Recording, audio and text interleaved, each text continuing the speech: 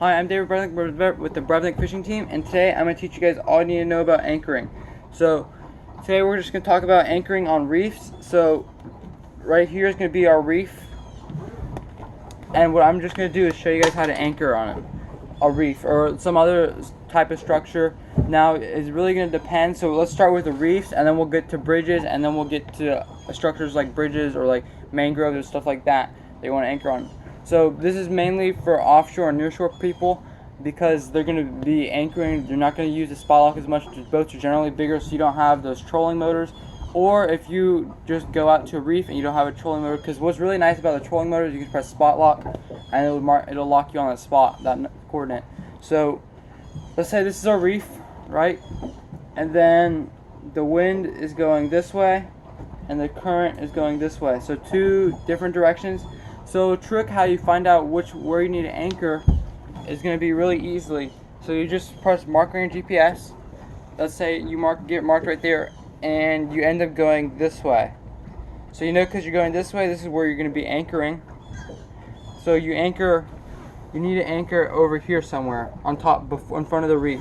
So one way you can do this is they have like these little things that you can buy that are like a float, and it has a weight on the bottom, and it'll get down to the spot. And it'll hold that spot as long as you have enough weight to get it down to the bottom and stay on the bottom, and you can just pick it right back up when you get right over it. So you want to so there's actually two ways your boat has anchors. So this is boat number 1 and this is boat number 2. Okay, I'm not a good drawer, but so boat one way is you just put a line out, you have a buoy, and then your anchor goes down from there. I like this way because it's very effective, an effective way to anchor. And then number 2 is where it's just all straight down. So if you don't have a windlass winch for your anchor, I recommend like this. If you do like this, because it is not easy to pull up an anchor on 100 feet of water. So that is just my advice. I anchor like this because I have a windlass, but I know a lot of divers that don't have a windlass and they anchor like this because it's just effective. I also know a lot of fishermen that do too.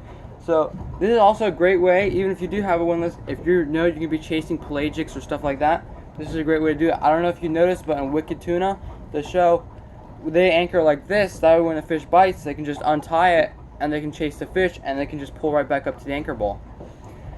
So those are the two ways to anchor. So either way, you gotta put your anchor down. So we found out we're going this way. So we will put our anchor down right here. And then we would just keep putting more line out, more line out, more line out until we get over the reef, and then we would stop. It would get tight, and you might find yourself way over here because it didn't get tight yet. So all you have to do is just simply just pull in some more line and get right back over the reef. You can look on your fish finder and tell you you're over the reef, and you really want to make sure you're over the reef because that's where all your grouper and your snapper and everything that you're targeting is going to be. Unless you're targeting like kingfish or something where it's going to be on around the outskirts, and for that I would recommend drifting or trolling, like what I like to do. So pelagics, you could do that. It's just drift or troll. You could anchor, but when you're targeting reef fish, I highly recommend anchoring. If it's a ledge, it's the same principle. If it's a rock pile or any type of structure, that's what you should do. So now let's say if the wind is all going the same way, great, it's even easier for you. Still, whatever you do, whenever you get out there, press mark, but not when you first get out of the inlet, but when you get next to the reef, press mark, see which way your boat is going. So mark, and see which way your boat is going. You'll see on the line, you can tell the difference from the coordinate in that spot, and then you'll be able to tell which way the boat is going, and that'll give you an idea. And then you can just take this, and you know, I have to go right here. So let me get rid of these arrows. I have to go right here, and then right here I'll eventually be over the reef. I can stop anchoring, so I have to drop my anchor here and get over here. Now also keep in mind, you have to just because you have 100 feet of anchor rope or chain or both. I know some boats have all chain, which is weird, or they have like a thick cable, especially like the bigger boats. I don't know what your boat is outfitted with, but what you want to do, if you have 100 feet of chain, you're not going to anchor in 100 feet of water, or I mean 100 feet of anchor line. You're not going to anchor in 100 feet of water because you have to have extra line. So let's say 100 feet, you might need maybe 130, 140 feet of line. That way you can go like this and you're not straight up and down, and the next wave that takes you brings water in the boat. Okay, and then also the anchor will just pull right out too. So you want to make sure your anchor is set, and then that way you're not keep drifting back, like, oh, I'm good, and then you end up getting your anchor stuck on the reef, and then you can't get it out, which is very unfortunate. So now let's talk about bridges. So bridges, most of the time when you're fishing them, you want to be able to fish the pilings. So like this will be like, so let's see, let's say this is a bridge, and then there's these pilings. Would be like a bird's eye view, and the current breaks are right here on the back side. You'd want to either fish, depending on how wide these pillars are, on a big bridge. What I would recommend doing is I would recommend anchoring right here and drifting back here, and then just casting into here, and that's where you could do. Or if they're not big, what you want to do is get away from here a little bit, and then just cast over to here to go for the fish. Now keep in mind, tides change too. So and the wind does change too. So if you want to make sure that you're not going to be super close to here, and the wind changes, and boom, you get pounded into the bridge. That'd be really bad.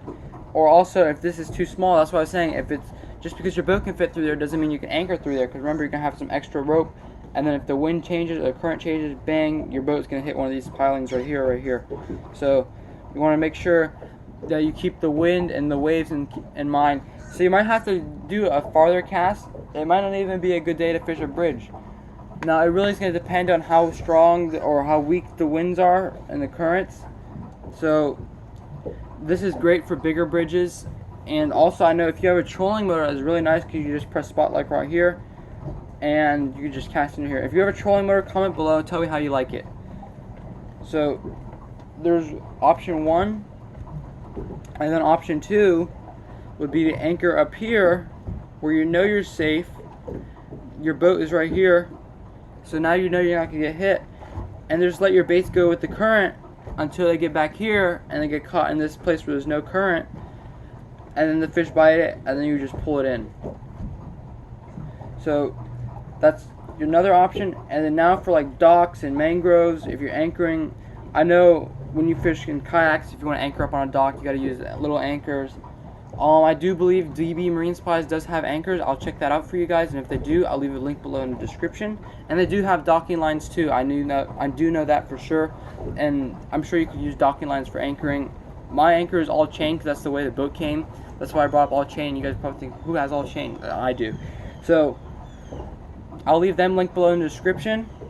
So now let's talk about docks and mangroves, because I know when you have a kayak or if you're fishing on a paddleboard, which is something I've done before, not quite a bit, but I have done quite a bit kayak fishing inshore because I have an offshore boat and I use the kayak for inshore, or I'll just go with somebody and I'll go on their flats boat. So if you're saying you do have a flats boat, a kayak, or a paddleboard, you want to anchor on a dock, what I recommend doing, so let's say this is the dock. This is the dock. So you can either anchor with your boat going this way, that way you can have the side of the boat and you can cast to the dock like that. Or if the wind, and if you're going this way, so if you're going this way, anchor how I showed you before.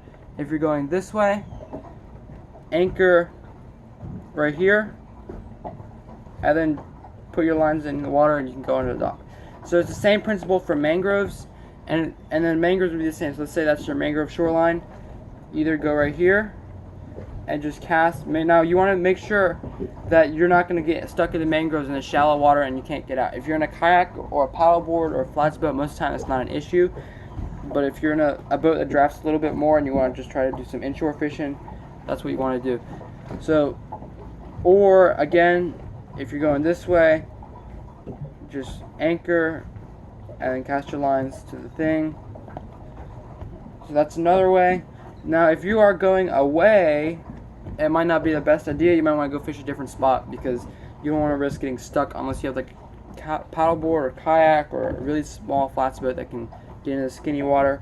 So if that's the case and you're going away, you're just going to want to get up here, sit right here, and then just cast into here and here. So that's pretty much it for today's video, guys. I hope you enjoyed it. I'll leave those links below in the description. Thanks for watching today's video. Make sure to give this video a thumbs up and subscribe right now, that way you don't miss any future videos. And thanks for watching, guys.